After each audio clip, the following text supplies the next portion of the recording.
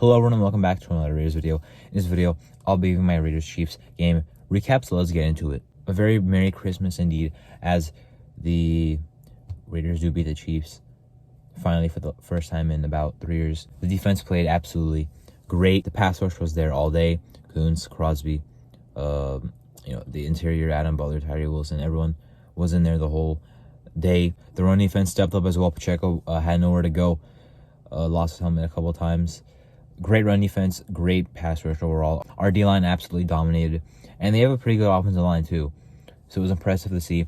Mahomes, being Mahomes, escaped a lot of sacks, but most other QBs, maybe besides Lamar and Jalen Hurts, and of course Mahomes, we would have had like 10 sacks. The pressure was great.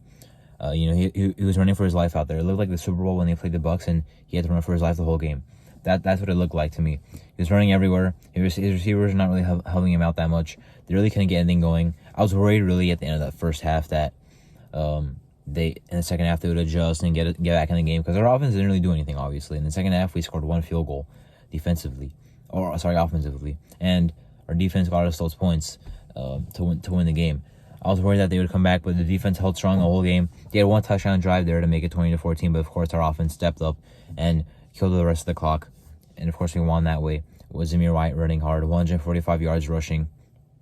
And I thought he ran the ball pretty consistently. I thought we should have ran the ball a little bit more, because clearly the passing game was not really working. Eventually, we just settled into running the ball, and running the ball mainly. Of course, O'Connell cannot really get much going after the first drive. Of course, we know the offensive performance will not win us many games, but we know with how the defense is playing, we would beat most teams. Like we did beat the Vikings with how we just played on offense. In that game where we lost 3-0. The offense I'm not sure if they'll get it together, but the defense is good enough to win us games. You know what I mean? At this point, literally scoring 2 touchdowns for the second straight week. The defense deserves all the credit, along with Zamir White, of course, having a great game himself. But besides the second drive on offense, we didn't really get much going. Thought we had some nice plays. The fake end around to Trey Tucker that went to Kobe was pretty nice. We had the out to Jacoby Myers from the slot, which went for 14 yards. The opening drive looked good and all, but of course ended in a field goal. But even then, could not really get much going after that. It was mostly the running game that helped us control the clock, help with field position and that type of stuff. But did not score on offense besides some 2 field goals, and I guess that 2-point conversion, which was also nice. Brandon Bolden scoring again on a 2-point conversion. Brandon Bolden is inevitable, obviously, at this point in his career, I guess. That was a good play call, so I'll take that.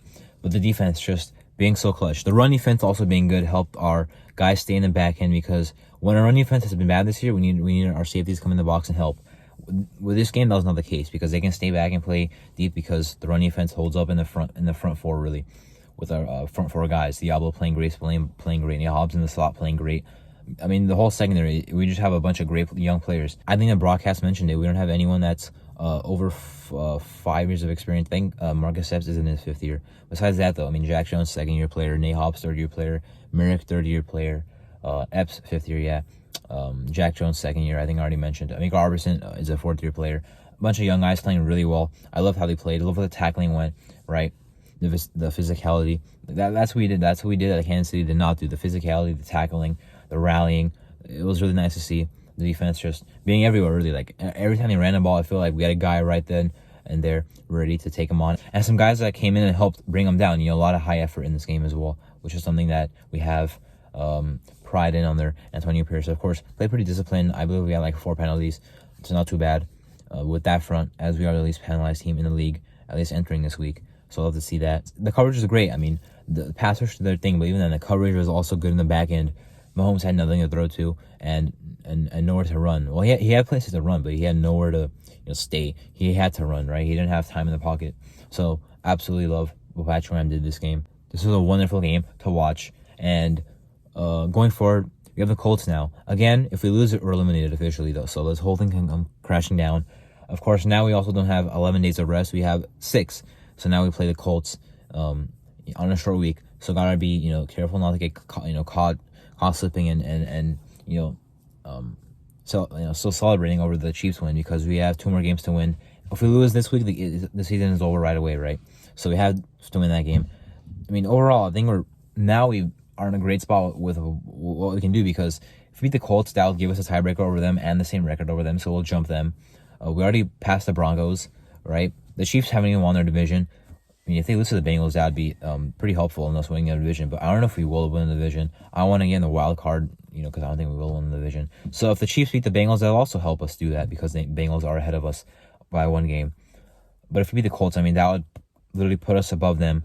And of course, have to have some other things happen. But with this past week, it was pretty nice, honestly, with what we needed to happen. Pretty much going for that 7 seed at this point. The Browns are in the 5th seed. They already have 10 wins. We're not going to do that. We literally cannot get 10 wins. The Bills have 9 wins. They're in the 6th seed, and they play the Patriots this coming week. The Patriots didn't win the first time, but I doubt the Bills will lose the second time. So I think that'll put them at 10 wins. And the 7th seed, though, that's up for grabs because every team going for it has 8 wins, right? Denver with us has 7 wins, but the Bengals, the Steelers, the Colts have 8 wins.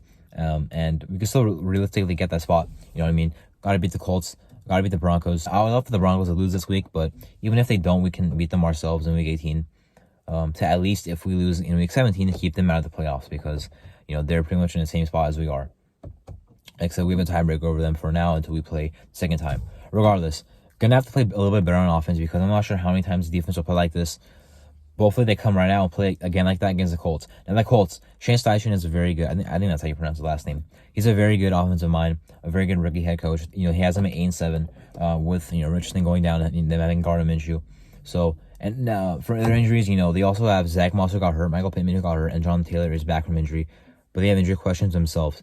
So, cannot get caught sleeping by the Colts. Of course, we have this whole, not rivalry, but we just play them, every year for whatever reason. I think it's the 6th year, maybe 5th year we play them in a row. Now, as for the next season, I think Antonio Pierce pretty much solidified his spot. Not only did he beat Kansas City, but he's also 4-3. So not only does he have that one really nice win, he already is above 500. So it's not like it's one lucky win or anything. As for Champ Kelly, I already said I think it's the best option available. Not sure why we would go out there and try and get someone else. I think Champ Kelly is pretty much a pretty good option in himself, even if he was an interim GM and assistant GM, but that was before that. I think it was already he already had the resume to get a GM job, so I'd give him the GM job. And of course, offensive coordinator is still going to be a big hire because I would offer Hardegree the quarterback coach job if he wants it, but if he wants to come back with us, but got to get a new offensive coordinator. Aaron O'Connell, that one's still up in the questions, and we're now in 13th overall. So, I don't think we're going to trade for a quarterback. I don't think we're going to sign a quarterback to be a starter after what we just saw with Jimmy G. So it may have to be a rookie, but 13th overall, we know Jake McHale-Williams won't be there. Jana Daniels, I think his stock is going to rise tremendously after the combine, and I think he'll be there at 13th overall. So with quarterback, yes, I think we could definitely get an upgrade from O'Connell, but I'm not sure what's really available at this point with our current draft pick and what's out there in free agency, or the lack of what's out there in free agency. So we're going to have to wait and see what happens there. But I think we should keep Antonio Pierce, keep Champ Kelly. Still going to be a big hire at offensive coordinator because we have the talent on offense, obviously. Even if we had Aaron O'Connell, we can make this offense work. You know what I mean? If we had the right play caller. But I think we can upgrade that quarterback. Anyway, that's my Raiders-Chiefs Week 16 game recap. I'm Marto, and thank you for watching.